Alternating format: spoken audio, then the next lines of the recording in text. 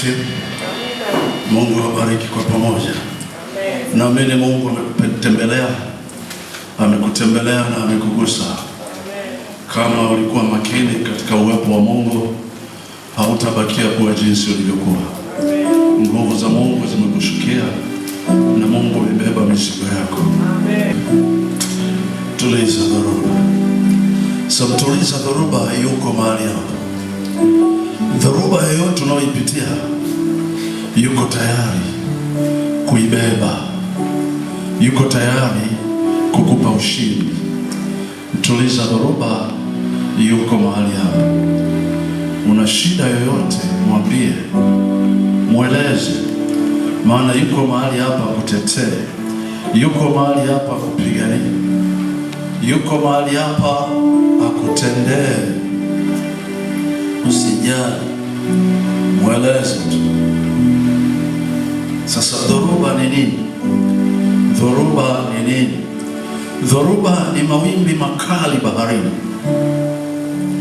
Mawimbi makali baharini yanayo suka hicho chombo au cha kwako. Mawimbi makali yanafanya meli isuke, yani siwe stable, iyumbe, na mwisho wa siku meli nazama, kwa sababu inapigwa na mawimbi makali, inapigwa na dhoruba. Hivyo ndivyo ilivyokuwa kwa wanafunzi wa Yesu. Wanasafiri kwenda ng'ambo ya pili ya mto. Yesu yupo na wanafunzi wako chomboni pamoja na Yesu vile vile. Chombo kikapigwa na dhoruba kali, kikaanza kusukwa, kina suka, I don't know, kina yumba. Ikawa ni hatari kubwa kwamba wanakwenda kuangamia. Hawajui wafanye nini. Wakimwangalia Yesu amelala kwenye sheti kule, wala hajali chochote, kalala. Wao huku ni shida, maji yamejaa, yameingia kwenye chombo chao. Wana kazi ya kuyachota na kuyapunguza. Wanayapunguza na kuja tena, maana mawimbi ni makali. Wanafanya kazi ya kuchosha kuyapunguza yale maji. Hebu angalia Marko sura 4. Marko sura 4 mstari ule wa 35 mpaka 41. Neno la Mungu linasema, siku ile kulipokuwa jioni, akawaambia, na tuvuke mpaka ng'ambo. Wakauacha mkutano, wakamchukua vile alivyo katika chombo, na vyombo vingine vilikuwako pamoja naye. Ikatokea dhoruba kuu ya upepo, mawimbi yakipiga chombo hata ikaanza kujaa maji. Naye mwenyewe alikuwapo katika shetri, amelala juu ya mto. Wakamwamsha wakamwambia, Mwalimu, si kitu kwako kuwa tunaangamia? Akaamka, akaukemea upepo, akaiambia bahari, nyamaza, utulie. Upepo ukakoma, kukawa shwari kuu. Akawaambia, mbona mmekuwa waoga? Hamna imani bado? Wakaingiwa na hofu kuu, wakaambiana, ni nani huyu basi hata upepo na bahari vinamtii? Yesu anawauliza, anamwambia, mbona mnaona shaka? Hamna imani bado? Mbona ni waoga nini? Hamna imani bado? Kumbuka wakati ule wanafunzi wameshindwa kumtoa pepo, kama alivyotuambia mwalimu wa Sunday School asubuhi. Mpaka Yesu alipokuja ndio akamtoa yule pepo. Wanafunzi baadaye wanamuuliza faragani, imekuwaje sisi hatukuweza kumtoa pepo? Yesu anawaambia, sababu ya upungufu wa imani yenu, ndio maana mmeshindwa kumtoa huyo pepo. Upungufu wa imani. Haleluya. Naamini kwamba hayupo mtu mwenye upungufu wa imani hapa. tukajifunza pia namna kuifanya imani iwe imara, kuifanya imani ikue. Tukasema, kwa mwalimu akasema ni kwa maombi, yaani kusali, kwa kufunga na kusoma neno la Mungu.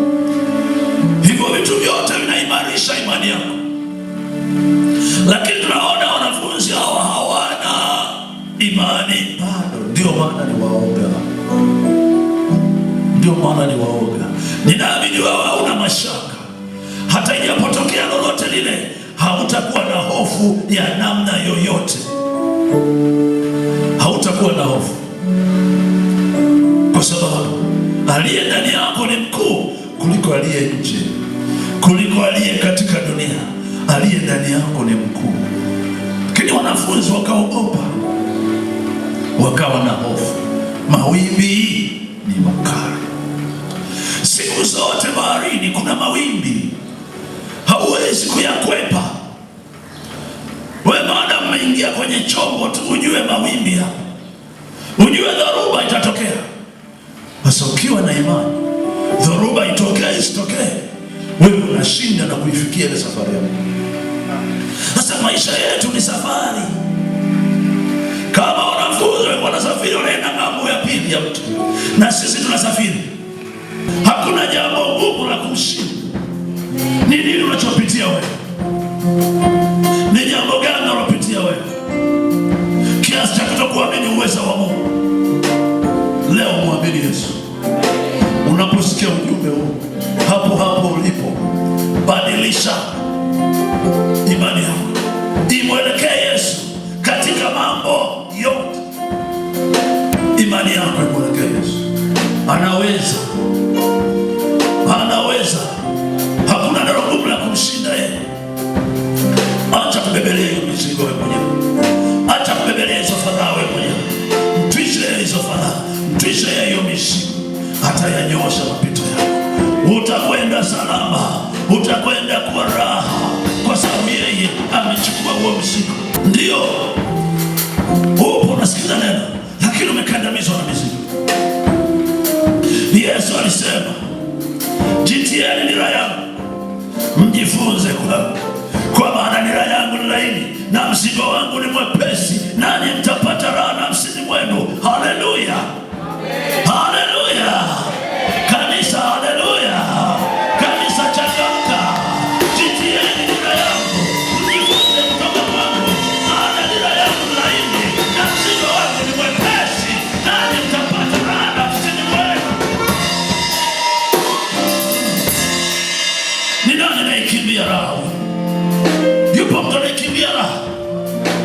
Usikimbie raha, itafute raha kwa kumtwisha yeye fadhaa zako zote. Utapata raha nafsini mwako. Kulala hata usingizi haupati, unawazua kwa sababu ya dhoruba ambayo imekukumba. Hupati usingizi. Hivi unaamka asubuhi umechoka kabisa, unatamani uendelee kulala siku ya kwanza, ya pili, ya tatu, wala hamna kinachoisha, kwa sababu umebebelea mizigo. Hiyo mizigo yote mpe, utakuwa na raha, utaenjoy maisha. Mungu akutuumba hapa ulimwenguni ili tuteseke. Bwana ametuleta hapa tu enjoy maisha. If I may ask, are you enjoying it? Is there anyone enjoying life? Pardon? Do we enjoy life? Somehow. Why somehow? You need to enjoy life to the fullest. Enjoy life to the fullest. Not somehow. Ikiwa somehow ujue kwamba iko shida somewhere. Ukijua iko shida somewhere, ingia magotini, utakuta Yesu, hiyo shida iondoke, uweze kuenjoy to the fullest. Hilo ndio kusudi la Mungu kutuleta hapa ulimwenguni. Hakutuleta tuteseke, hakutuleta tuangamie, hakutuleta tuhangaike siku zote maisha yetu. Mpaka nafikia wengine wanakwenda wanajinyonga. Sema nimechoka kuishi. Umechoka eh? Nini kimekuchosha? Dhoruba imekuwa kali. Kimbilia Yesu. Hiyo dhoruba naiondoa. hautachoka, hautaangamia. Haleluya. Mwite Yesu. Tunaimba ule wimbo ukihusu every situation that has troubled your life.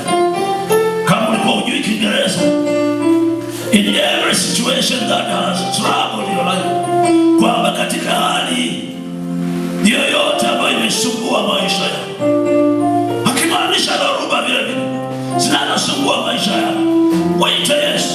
Tukaita Yesu, tukaita Baba, tukaita Roho Mtakatifu. What? Yes.